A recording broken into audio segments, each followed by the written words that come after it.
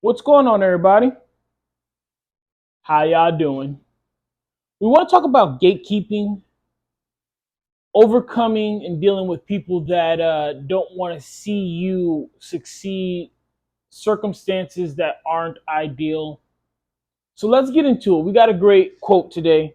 So, quote of the day: if they don't give you a seat at the table, bring a folding chair. Shirley Chisholm. Song of the day: A Sunday Kind of Love by Etta James. There's a belief out there that's totally wrong, and it's that you should wait until the right opportunity arrives. You should wait for the right time. I do believe in weighing your options. I do believe in making educated and logical choices, but as far as finding the perfect opportunity, it does not exist. You're gonna have to make lemons out of you got to make lemonade out of lemons, so to speak. Excuse me. You're going to have to turn, dirt into sunshine is the word I'll use there, because the word that I'm supposed to use, but I'm not gonna curse. So at the end of the day, waiting for the right opportunity, waiting for the right time will cost you a lot of momentum. It'll cost you a lot of time. It'll cost you a lot of the goals that you want to seek if you sit around and try to say, I'm going to wait for it to be perfect. Never will be perfect. There'll never be a perfect time. The perfect time is now. Now, I said all that to say there's going to be times where you're going to try to go for stuff. You're going to have to try to accomplish stuff. And there are going to be people who straight up don't want you to have it. Not don't care if you don't get it. Not aren't your biggest fans. They absolutely just don't want you to have it. They feel like you're not deserving to be part of this circle. They're what we call gatekeepers. And I'm going to be honest with you. Sometimes gatekeeping is a good thing. We want to hold a certain standard to certain organizations, to certain titles. We want to make sure that you can't you can't just allow just any type of character or just any type of personality to join just anything. But gatekeeping, in and of a sense, is a bad thing because it's a person that is trying to protect or keep someone out or away from a goal or organization. The quote talks about a table. That table being the reference of eating, that table being the reference of your goal, that table being a reference of something that you accomplish or that you need. And there's no seats there. No one's giving you a seat. There are going to be times where people will give you things. They will help you. They will welcome you in. There's going to be times where they're going to be disheartened or indifferent. And then there's going to be times where they're going to be downright disrespectful.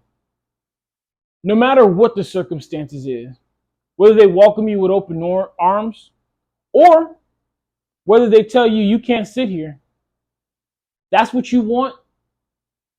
You make sure you keep a folding chair with you at all times. They don't want to give you a seat. They don't want to provide one at the table. Bring out your own chair, sit down, and start eating anyway. Hell, if you have to, I'll stand at that table and eat if I need to. The folding chair is an example of overcoming. The folding chair is an example of, I know you don't want me to be here, but I'm going to be here anyway. The folding chair is an example of, I didn't want to do this morning. Didn't like how yesterday ended. I want to stay at home. Want to call in. Want to skip the gym. I want to slack on my diet, my nutrition. I want to lack on my responsibilities because this happened, because that happened. The folding chair is, I don't care what the circumstance is. I don't care how much you don't want me to be here. I don't care if you're rooting for me or booing for me or just indifferent and can't wait till I get off the stage. The folding chair is, I'm going to find a way. That I'm going to get what I came to get. not a participation trophy, not a halfway, not a, oh, you tried, so you're, no, no, no, no. I want what I want, and I'm going to get it. They don't give you a seat at that table. You bring a folding chair. Doesn't matter who wants you there. Doesn't matter if they say that you have the right to be there. Doesn't matter if they say you haven't paid your dues. Let me take a sidebar and talk about dues. One of the disrespectful things that you could say to me is I haven't paid my dues. I've heard that so many times. You haven't been here long enough. You haven't paid your dues. You don't deserve to have this. There's no seat at this table yet because you still need to wait. Let me tell you something. I don't care what they made you do to get your chair, but I'm getting my chair.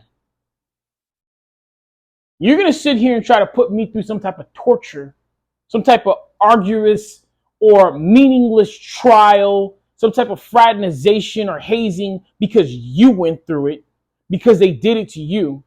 Well, newsflash, I'm a new breed. I'm someone different. And I'm sorry that you didn't have the individual mindset and the cojones to stand firm on who you are and say you're not going to tolerate it. But I do. And I'm not. I'm not you, and you're not them. We're not doing this. I got my folding chair. I will be here. And let me tell you why paying your dues upsets me so much. Because it's only in these little organizations to the side that it matters, right? Like, if we look at boxing or MMA, right? If we look at tennis or golf, if we look at even the NBA or the NFL, do you think they say you have to pay your dues to be an NBA champion? Do you think they say you have to pay your dues before you can knock out the heavyweight champion and take the title? Do you think they say you have to pay your dues before you see? It doesn't matter. You just have to be good enough to be a champion. To be a champion. Oh, you're good enough, but you're the pound for pound best in the world. But you know what? You haven't been fighting long enough, so you have to fight for 5 more. That's not the way this works. If I'm good enough, I get the title shot tonight. You're the best running back in the league, but you just haven't been a running back for very long. So instead of no, that's not how it works. If you're a good running back, you get the money and you get the team and you get the stats from day one. And that's the same thing all across the board. You want to try to tell me I have to pay my dues to get a seat at the table? I'm going to tell you something. You better be lucky I don't flip this damn table over if you're going to start talking like that. Watch your mouth. And I really don't like that term, pay your dues. I really don't. Because it's indicative back to, again, it's like I feel like you're talking about prison sentences now. Now we're going back to, oh, well, you have to stay in jail for long enough before I can let you out the cage. So before I go on too much of a rant, before I get too fired up, we'll end it with that. You don't let anyone tell you what tables you deserve to be at, what dues you have to pay to get past this gate. You let any gatekeeper out there standing in your way know. You can give me a seat, or I can provide one of my own, but the outcome is the same. I'm here to eat. I'm here to accomplish something. I'm here to get what I want. All right, everybody. I want to thank everybody out there for watching this. I need you guys to take care of yourselves. Please be kind to one another. Keep me in your prayers. I'll forever keep you in mind. Endure, believe, rise.